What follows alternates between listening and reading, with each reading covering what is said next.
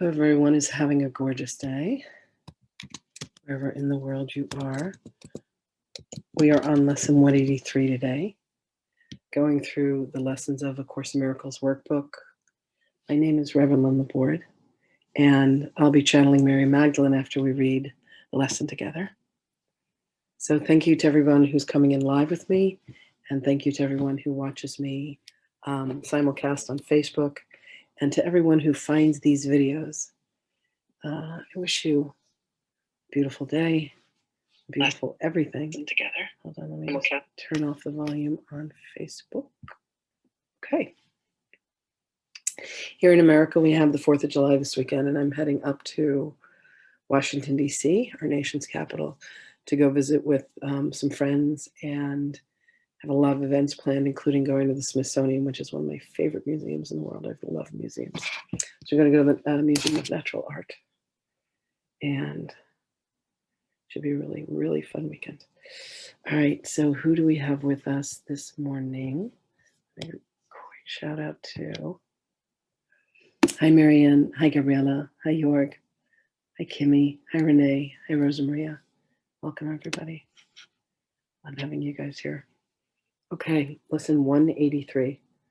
I call upon God's name and my own. God's name is holy, but no holier than yours. To call upon his name is but to call upon your own.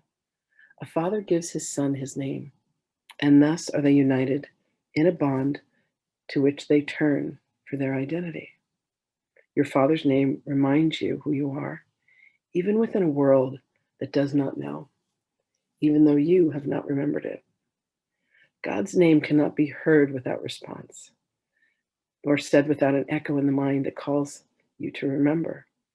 Say his name, and you invite the angels to surround the ground on which you stand, to sing to you as they spread out their wings to keep you safe and shelter you from every worldly thought that would intrude upon your holiness. Repeat God's name, and all the world responds by laying down illusions.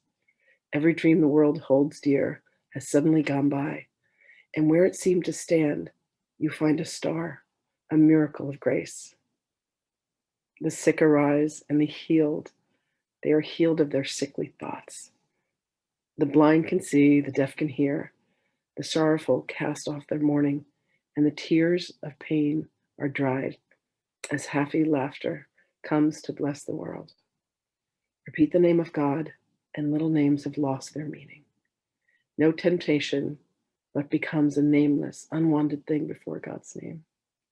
Repeat his name and see how easily you will forget the names of all of the gods that you have valued. They have lost the name of God you gave them. They become anonymous and valueless to you. Although before you let the name of God replace their little names, you stood before them worshipfully, naming them as gods. Repeat the name of God and call upon yourself, whose name is his. Repeat his name, and all the tiny, nameless things on earth slip into right perspective. Those who call upon the name of God cannot mistake the nameless for the name, nor sin for grace, nor bodies for the Holy Son of God. And should you join a brother as you sit with him in silence and repeat God's name along with him within your quiet mind, you have established there an altar which reaches to God himself and to his Son. Practice but this today. Repeat God's name slowly, again and again, and still again. Become oblivious to every name but his. Hear nothing else. Let all your thoughts become anchored on this. No other word we use except at the beginning, when we say today's idea but once. And then God's name becomes your only thought, your only word, the only thing that occupies your mind, the only wish we have, the only sound with any meaning, the only name of everything that we desire to see, everything that we would call our own. Thus do we give an invitation which can never be refused, and God will come and answer it himself. Think not he hears the little prayers of those who call on him with names of idols cherished by the world. They cannot reach him thus. He cannot hear requests that he be not himself, or that his son receive another name than his.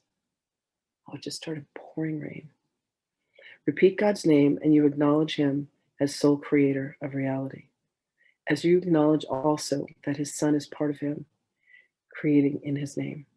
Sit silently and let his name become the all-encompassing idea that holds your mind completely. Let all thoughts be still except this one. And to all other thoughts respond with this. And see God's name replace the 1,000 little names you gave your thoughts, not realizing that there is one name for all there is and all that ever will be. Today you can achieve a state in which you will experience the gift of grace. You can escape all bondage of the world and give the world the same release you found. You can remember what the world forgot and offer it to your own remembering. You can accept today the part you play in this salvation and your own as well. And both can be accomplished perfectly. Turn to the name of God for your release, and it is given you. No prayer but this is necessary, for it holds them all.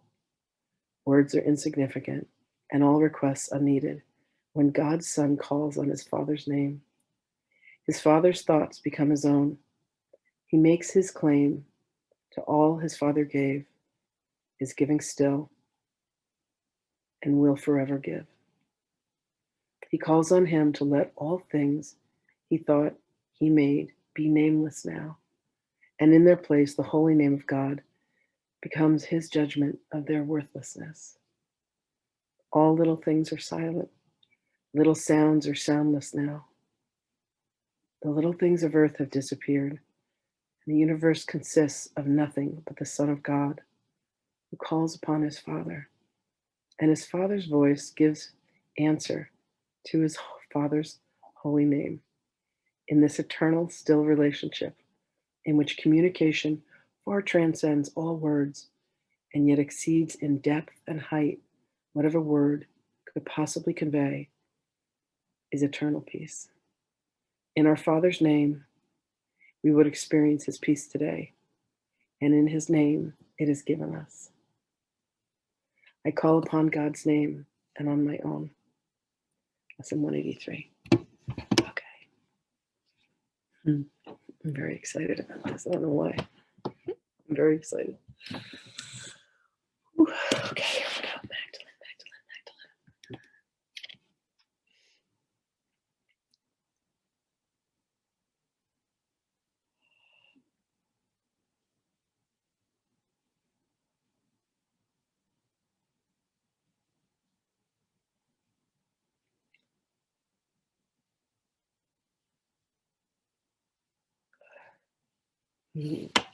Greetings, beloveds. The name of God, Allah, Jehovah. There are many names that have been assigned to God. Jehovah, Allah, God. Allow yourself to find the name of God that is meant for you, beloveds. This is done by going into stillness and allowing the name of God to come to you through all of the noise, through all of the constant conversations that you continue to have. Bring yourself to stillness, beloveds, and the name will be there for you. And you will know. You will know a peace, and you will know a joy, and you will know a stillness, and you will know a sense of calm, and you will know the truth. For when you but allow yourself to know the holy name of God, it comes to you.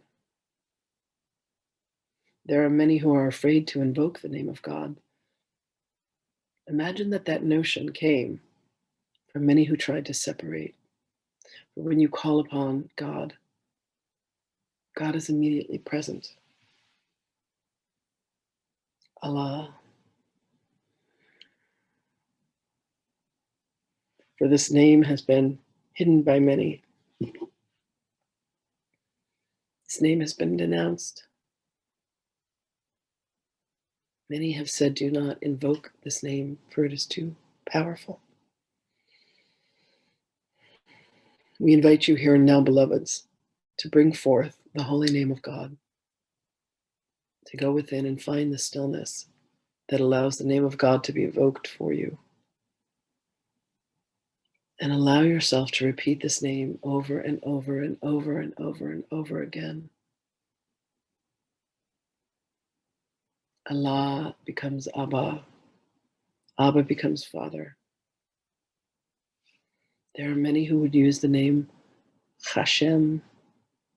There are many who say that you cannot say the name of God. You cannot say Jehovah. You cannot say Allah.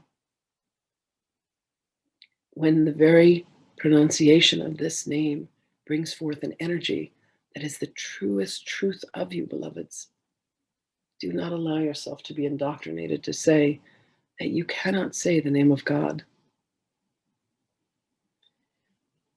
The Yud, the He, the Vav, and the He, Yahweh, is the sacred geometry and the light language that God used to create man. The pronunciation and speaking of this name brings forth the holy countenance that you are, the blessing that you are, and the divinity that you are. Allah. Try each of these names for yourselves, beloved. See what resonance they have for you. Invoke the very presence of God. Repeat it as often as you can. Search your heart to know what is the name for you. Speak that name aloud, beloveds. Speak that name with love. Speak that name with passion. Speak that name with joy. There is a freedom that exists in being able to speak the holy name of God.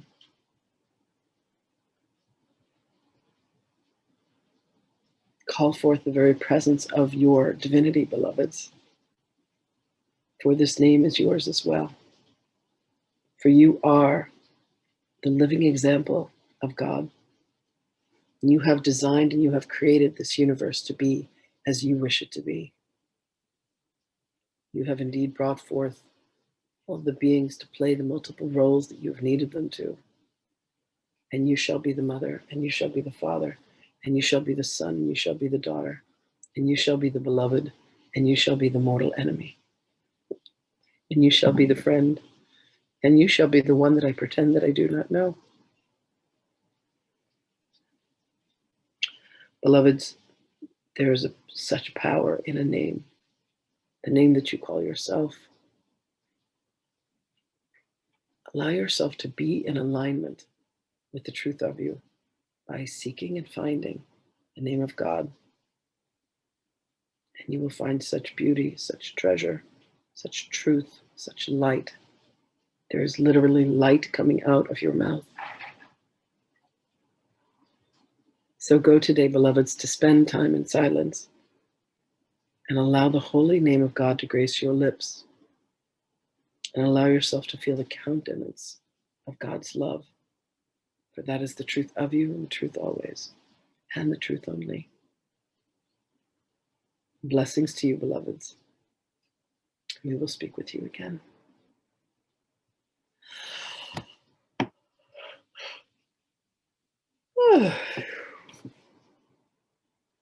Oh, this rainstorm has gotten absolutely crazy. Very exciting. I love you all so much. I will be speaking to you from the Hilton in Alexandria. I pray that this rain lets off because I'm going to be leaving in a little bit. All right. I love you all. Talk to you tomorrow. Bye, everybody. Thank you for joining me.